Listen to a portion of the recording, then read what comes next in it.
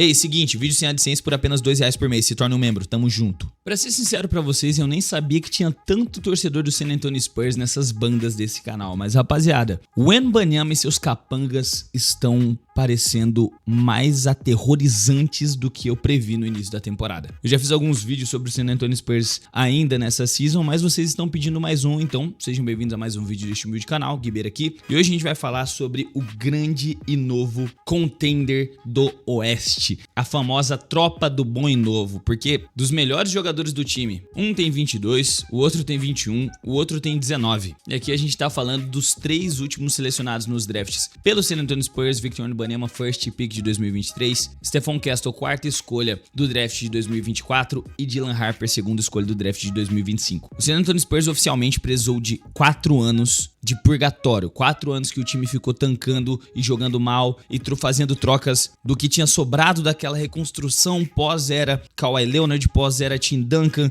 que aí entrou a era DeMar DeRozan com LaMarcus Aldridge, que não deu certo. Aí veio aquela época ali onde tentaram mixar e deixar o time mais jovem com DeJounte Murray, com Derrick White, e o time acabou não dando certo. E eles falaram, cara, ficar durante mais de 2 temporadas nessa mediocridade de 7º colocado, 8º colocado, passando perrengue e não conseguindo passar a primeira rodada dos playoffs, chega. Efetuaram trocas assim que na época foram um pouco vistas como movimentos ruins pela equipe, principalmente por conta da torcida e pelo aquele carinho, né? Como DeJounte Murray, que se tornou um dos melhores defensores de perímetro jovem da liga, se tornou um All-Star ali dentro. Foi trocado, né? O DeMar DeRozan foi trocado pro Bulls por um pacote um pouco barato, na minha opinião, até porque ele tava com um contrato já ruim. Jakob Poeltl foi mandado de volta pro Raptors. Derrick White foi mandado lá pro Boston Celtics. Todos jogadores que tinham um apreço assim. E eles só mantiveram realmente picks ali de 2021 pra cá. Keldon Johnson, que foi a escolha ali de número 29, ficaram com Devin Vassell, que foi uma escolha de top 10. No ano seguinte, acho que eles draftaram o Trey Johnson, que foi uma escolha de final de draft, assim, escolha de número 41.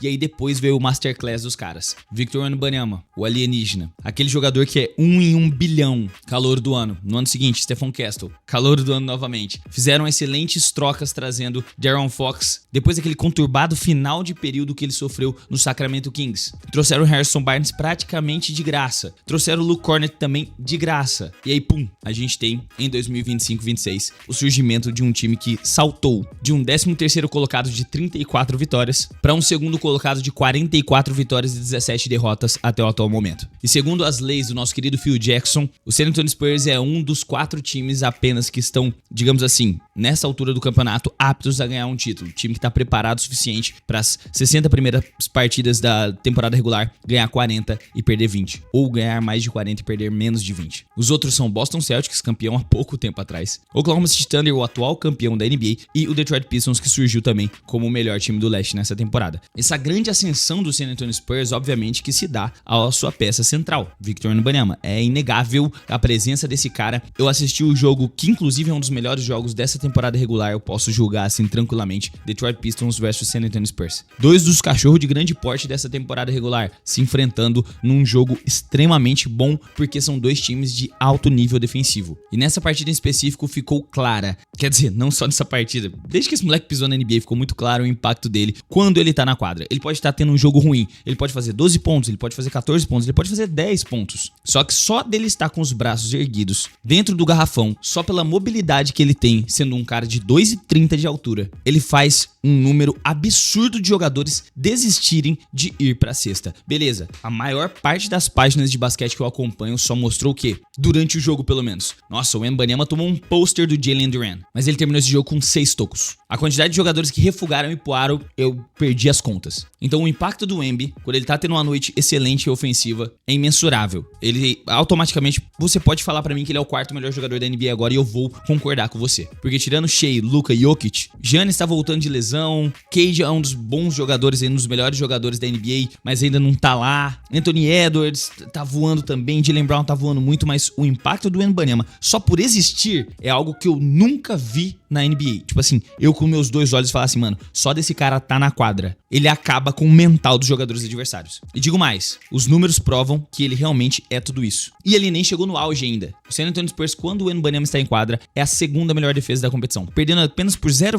alguma coisa do primeiro colocado, que é o Oklahoma City Thunder. E na parte ofensiva, também apenas pela sucinta presença dele, rebotes ofensivos e a quantidade de dobras que ele força do time adversário, o Spurs salta para o terceiro melhor ataque. Então qual que é a minha grande dúvida para saber se o San Antonio Spurs pode ou não levar a NBA esse ano? Cara, como que vai performar o San Antonio no período que o Wembanyama estiver no banco? Porque até o atual momento, ele realmente está com restrição de minutos, o time está evitando forçar ele muito na temporada regular, ele está entrando no máximo 30 minutos por partida. E em alguns momentos, isso acaba sendo determinante. O time, quando ele estava lesionado, até que conseguiu se adaptar bem sem ele, mas só que quando ele tá presente na rotação, quando tá o sistema San Antonio Spurs com o Wembanyama, eu sinto um pouco essa dependência do cara. Outro fator que pega muito é a parte da experiência. Querendo ou não, esse time é muito jovem, muito talentoso, mas muito inexperiente ainda quando chegar a pós-temporada. É a primeira pós-temporada de todo mundo. Obviamente, tirando Harrison Barnes, tirando De'Aaron Fox, tirando esses caras veteranos. Luke Corner também, tô falando da gurizada, da alma desse time, da correria desse time. Mas independente da experiência, eu acho que eles ainda conseguem fazer uma boa corrida de playoff pra impressionar muita gente. Tipo, dar trabalho na segunda rodada, talvez chegar numa final de conferência, dependendo dos confrontos. Porque os únicos dois times que eu vejo que conseguem bater de frente, pelo menos em análise de temporada regular, neste exato momento, com o San Antonio Spurs, é o Denver Nuggets, que é o melhor ataque da NBA.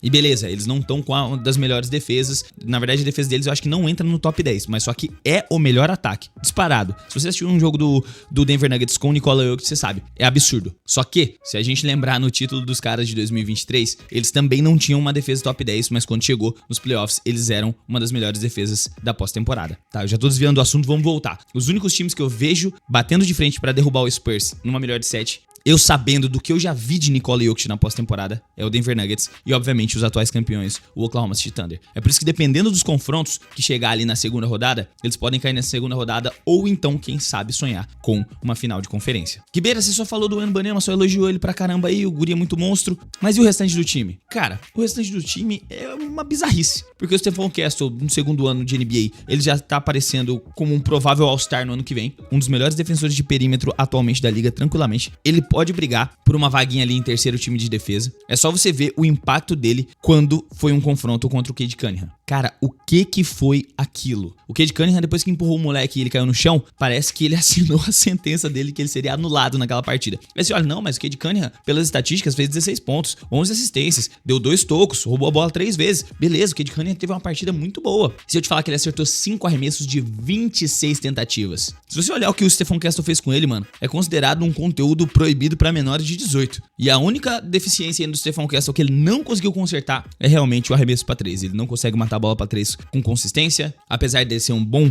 cutter, assim, ele é um bom jogador que vai na direção do aro, que pega backdoor, que consegue atacar contra defensores muito maiores que ele é muito atlético, enterra muito bem, finaliza muito bem, e é um dos melhores defensores de perímetro. E algo também que me surpreende bastante seria como esse time ia conseguir encaixar Dylan Harper, De'Aaron Fox e Stephon Castle na mesma lineup. E tem hora que tá os 3 em quadra ao mesmo tempo, 3 armadores, um ala pivô e um pivô em quadra. E o time funciona como uma máquina bem lubrificada. E o mais impressionante pra mim é que o melhor quinteto do San Antonio Spurs não envolve De'Aaron Fox. É Dylan Harper, Devin Vassell, Keldon Johnson, Stephon Castle e Victor Wembanyama. Fica elite na defesa e com 2 jogadores que são especialistas em espaçar a quadra, né?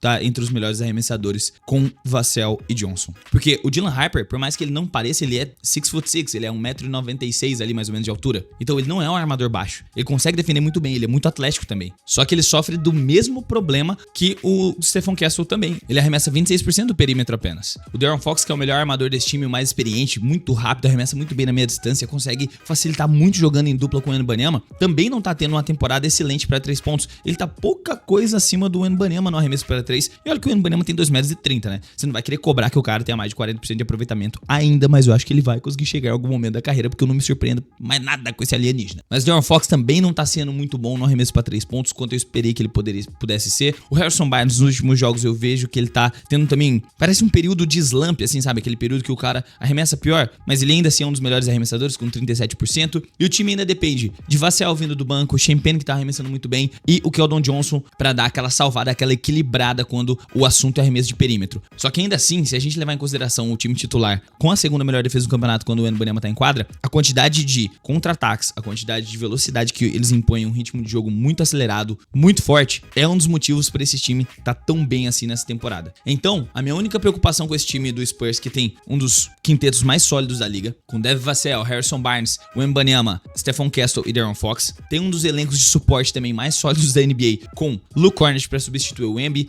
Dylan Harper pra substituir Stephon Castle, Julian Champagne e Keldon Johnson pra substituir as outras duas posições. É um time que tem a rotação perfeita, se num mundo hipotético tiver todo mundo 100% saudável nos playoffs, pra performar muito bem. A única coisa que ainda me pega um pouquinho, que eu não terminei esse raciocínio, eu acabei indo pra outra linha, é a falta de arremessadores no quinteto titular. Eu sinto que o Harrison Barnes tinha que estar arremessando um pouco mais, um pouco melhor, De'Aaron Fox tinha que estar arremessando também um pouquinho melhor, Stephon Castle tinha que estar matando ele pelo menos uns 35% pra 3, já tava excelente. Aí a gente podia dizer, cara, esse time é assustador porque tem múltiplos jogadores que podem criar pra si mesmo, tem múltiplos jogadores que conseguem atacar o aro, tem múltiplos jogadores que conseguem fazer mais de apenas uma função bem executada dentro de quadra. Mas pra quem duvidou do San Antonio Spurs, foi mal a temporada passada e ficou com a segunda escolha do draft, cara, tá aí o resultado. Segundo colocado do Oeste, um dos melhores times disparados dessa temporada. E sim, um dos meus times favoritos de eu assistir quando eu não estou assistindo o New York Knicks. Inclusive, pra quem viu o jogo do Knicks, o Knicks contra o Spurs foi uma aberração. Eu não vou nem continuar comentando porque meu lado torcedor vai ficar feliz por um lado e com raiva por outro, porque o Knicks fez uma corrida de 26-2 contra o Spurs, absurdo. No jogo seguinte também jogou bem contra o Raptors, e aí você vai ver que no jogo de hoje contra o OKC vai parecer um time completamente diferente, que nunca encostou numa bola de basquete, nunca jogaram juntos. Mas eu não vou aqui comentar sobre o Knicks, e sim sobre o Spurs. Eu estou muito feliz de ver a velocidade com que esse time virou a chave de um time de tanque pra um time disputando o título. Realmente demorou 2 temporadas após o draft do Wembanyama pra na terceira os caras estão desse jeito, cara. Inclusive ó, a camisa do homem ali. Mas enfim, esse aqui é o compilado de observações, de pensamentos que eu tenho a respeito do Spurs, que vocês estavam me cobrando muito nos comentários. Quero saber o que vocês acham a respeito do time do San Antonio. Deixe aqui embaixo, que a sua opinião é muito importante pra esse canal. Você acha que eles têm condição de dar trabalho nos playoffs? Até onde esse time pode chegar? Eu quero saber de você agora. Se você ficou até aqui e gostou do conteúdo, não esqueça de se inscrever, ativar o sininho e deixar o like, que vai estar ajudando esse canal a se manter de pé demais. Se você quiser assistir vídeos sem nenhuma propaganda, se torne um membro por apenas R$2. Acesse lojatrashtalk.com aqui, o link na descrição, deve ter alguma unidade ainda sobrando. Eu não sei quando que você vai estar vendo esse vídeo. Eu vou ficando por aqui, meus manos. Muito obrigado pela sua audiência. Um beijo no seu grande coração e a gente se vê no próximo vídeo. Até a próxima e falou!